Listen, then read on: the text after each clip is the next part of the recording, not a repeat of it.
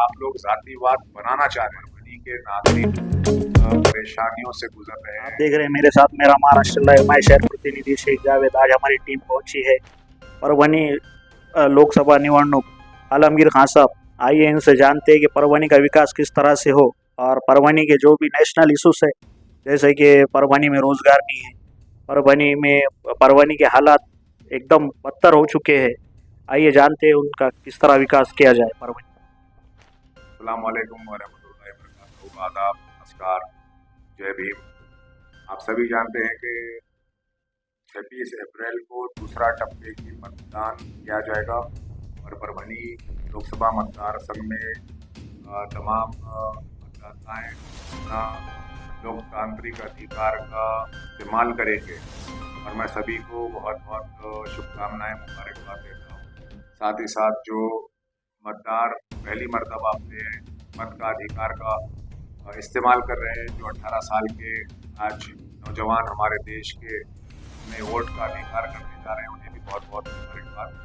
और सभी जानते हैं कि आज मैदान में, चुनावी मैदान में परभनी लोकसभा के उम्मीदवार 32 उम्मीदवार मैदान में उतरे हैं, जिसमें से मैं एक आलमगीर खान बहुजन समाज पार्टी ने, बहन मायावती जी ने मुझे यहाँ से उम्मीदवारी दी। और आप लोग के लिए मैं इस 2024 के चुनाव में कोई नया चेहरा नहीं। 2019 के चुनाव में आप लोगों ने मुझे देखा, पहली मर्तबा मैं यहाँ से चुनाव लड़ा था और आपका और मेरा परभनीकर वासियों का परिचय 2019 में हुआ। 2019 से 2024 आ चुका है। 5 साल से मैं यहाँ पर परभनी जिले के लिए काम कर रहा हूँ और यहाँ के मुद्दों को लेकर जो आज हमारे परभनी के नागरिक परेशानियों से गुजर रहे हैं, समस्याओं से गुजर रहे हैं, परेशान हैं, तो ये मुद्दों को अगर से हमको उनके परेशानियों को दूर करना चाहिए, तो उनको चाहिए कि उम्मीदवार जो आपके लिए काम कर सकता है, आपके लिए आवाज़ उठा सकता है, वैसे उम्मीदवार को आप अपना वोट दें। और जो उम्मीदवार को आपने मौका दिया 2 बार 10 साल का यानी कि आप सभी का अनुभव रहा लोकसभा सांसद को लेकर कि जनता को चाहिए कि उनका रिपोर्ट कार्ड भी आप मंगवाएं कि 10 साल में तुमने काम क्या किया। लेकिन आज परिस्थिति ऐसी बताई जा रही है कि लोकसभा इस 2024 का चुनाव जातिवादी चुनाव बन चुका है। जातिवादी चुनाव किस तरह बन चुका है? ये राजनेताओं का कहना है कि मराठा और ओबीसी का जातिवाद हो गया। तो मैं ये कहना चाहता हूँ कि आज आपको मराठा और ओबीसी का जातिवादी चुनाव नजर आ रहा है और आप ही लोग के 40 साल से खान और बान पर वोट मांगते आए, तब आप लोग को जातिवाद नजर नहीं आया। अब जबकि आपके पास ओबीसी और मराठा का जातिवाद समीकरण आप लोग को नजर, ये कोई जातिवादी राजकारण नहीं है, ये आधिकारिक लड़ाई है। मराठा अपने अधिकार के लिए लड़ रहा है, ओबीसी समाज अपने अधिकार के लिए लड़ रहा है। लेकिन ये जो राजनेता, जो भ्रष्टाचारी राजनेता है, वो ये रंग बता रहे हैं कि ये जातिवादी राजकारण अभी चालू है। आप जनता को महाराष्ट्र राज्य की 4 साल से परेशान करके रखे हैं। आपकी पार्टी टूट चुकी है, 2-2, 3-3 टुकड़ों में बढ़ चुके हैं आप लोग।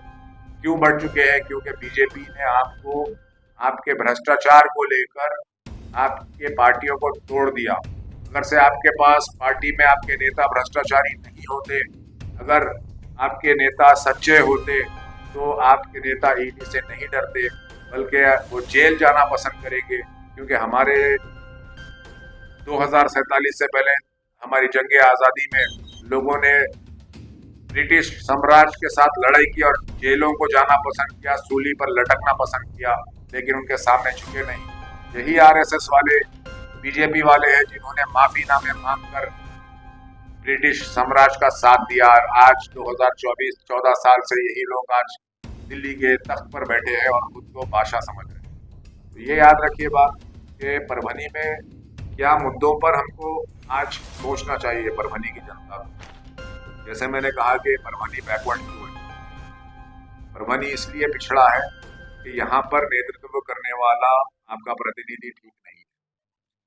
अगर परभनी के जिले को सुधारना है तो सबसे पहले उसकी आर्थिक स्थिति को ठीक करना पड़ेगा। आर्थिक स्थिति यानी कि फाइनेंशियल कंडीशन। फाइनेंशियल कंडीशन कैसे ठीक होगी? फाइनेंशियल कंडीशन तभी ठीक होगी जब यहाँ पर पैसा आएगा, निवेश होगा, इन्वेस्टमेंट आएगा। इन्वेस्टमेंट कैसे लेकर आएगा आपका प्रतिनिधि? दो सेगमेंट होते हैं, एक होता है सेगमेंट पब्लिक सेक्टर, दूसरा एक सेगमेंट होता है प्राइवेट सेक्टर। पब्लिक सेक्टर जो सरकारी फैक्ट्रीज होते हैं, जिस तरह से आपको उदाहरण के तौर पर बता दूं कि रेलवे हो गया, एयरवेज हो गया, ये सारी चीजों को सरकार, केंद्र सरकार क्या कर रही है? प्राइवेटाइज कर रही है, बड़े बड़े उद्योगपतियों के हाथ में दे रही है। सारे बड़े बड़े एयरपोर्ट आज प्राइवेट अडानी अंबानी के हाथ में चले गए। रेलवे भी जो पब्लिक सेक्टर सेगमेंट है वो चला जा रहा है। टेलीकॉम इंडस्ट्री की बात करें, हमारे पास आज बड़े बड़े कंपनियों को 4G 5G का परमिशन लाइसेंस दिया जाता है, जबकि BSNL जो हमारी पब्लिक सेक्टर कंपनी है उसको 4G का लाइसेंस नहीं मिलता। ये बहुत सोचने वाली बात है। अगर से आप टेक्नोलॉजी में, अगर मोबाइल इंडस्ट्री में BSNL को अगर लेकर आएंगे आप, तो सरकारी इंडस्ट्री में बढ़ावा मिलेगा। लेकिन आप जाकर देखिए भारत संचार निगम लिमिटेड में आज कर्मचारी कितने परेशान हैं। ये सिर्फ उद्योगपतियों को बड़ा करने का काम बीजेपी सरकार और ये मनुवादी सोच रखने वाले लोग कर रहे हैं। तो यही एक मुद्दे हैं और बहुत सारे ऐसे मुद्दे हैं जिस पर मैं आगे बात कर सकता हूँ। कल यहाँ पर नरेंद्र मोदी आए थे, उनकी सभा हुई, सभा में बहुत भीड़ थी। आइए उनसे जानते हैं कि किस तरह का सभा में किस तरह से लोग आए थे और उनकी प्रतिक्रिया क्या है। देखिए, आप सभी जानते हैं कल बहुत बड़ी सभा हुई। सभा में आपको मैं एक चीज बताना चाहता हूँ। सभा के पीछे एक बैनर लगता है जहाँ पर सभा के बारे में बताया जाता है। आप जनता भी इस बात को गौर करिए कि महायुति में कितने पक्ष हैं और बैनर पर कितने चिन्ह नजर आ रहे हैं, यानी कि किसके झंडे नजर आ रहे हैं। सिर्फ आपको एक सीटी और कमान मान कहाँ पर गया और कहाँ घड़ी कहाँ पर है। आप देखिए सभा में, ये सभा के जो नरेंद्र मोदी साहब यहाँ पर पंतप्रधान पहुंचे, भीड़ जमा हुई। भीड़ कैसे जमा होती सबको पता है। इलेक्ट्रोल बॉन्ड 16,000 करोड़ का चंदा जमा किया गया। काफी बड़ा चंदा एक बड़ी पक्ष को मिला। दुनिया की विश्व की सबसे बड़ी राजनीतिक पार्टी आज मानी जाती है। तो क्या बड़ी बात है कि भाई 1 लाख आदमी जमा करना उनके लिए। मुद्दा रहा यहाँ पर जुमलेबाजी चालू हो गई। आ गए, चाय पीते पीते अभी तक पहुंच गए, चौकीदारी से आगे बढ़कर आज यहाँ पर आ गए। भाई पहले बात ये बताइए कि आप 15 लाख रुपया पहले का बताइए दिए या नहीं परभनी की जनता को घर की बात करके। पहले परभनी की जनता आपसे 15 लाख रुपए मांग रही है। 2 करोड़ रुपए, 2 करोड़ युवाओं को रोजगार की आपने बात की। आज यहाँ परभनी में कितने युवाओं को रोजगार लगा, कितने लोगों को यहाँ पर रोजगार मिला। यानी कि आप ये बताना चाह रहे हैं कि आप इसको जिताएंगे तो हम आपको देंगे, अगर आप इसको जिताएंगे नहीं तो हम आपको कुछ नहीं देंगे। ये किस तरह की राजनीति है? आप अगर प्रधानमंत्री अगर कोई बनता है तो सारे देश का एक एक भारत के नागरिक का प्रधानमंत्री होता है। परभनी जिला और परभनी लोकसभा मतदार संघ में पहली मर्तबा प्रधानमंत्री माननीय नरेंद्र मोदी जी यहाँ पर आने का कारण क्या है, ये सोचिए आप। और रहा सवाल महाविकास अघाड़ी, महाविकास अघाड़ी का उम्मीदवार यही सेक्युलर पार्टी कांग्रेस, राष्ट्रवादी, जो शरद पवार गठ आज बन चुका है, उद्धव ठाकरे बाला साहेब शिवसेना आज बन चुकी है। 2019 में आप लोग आपके मंच से यही उम्मीदवार जो आज आपका परभनी में महाविकास अघाड़ी का खड़ा है उसी को गाली दे रहे थे, क्या नहीं दे रहे थे?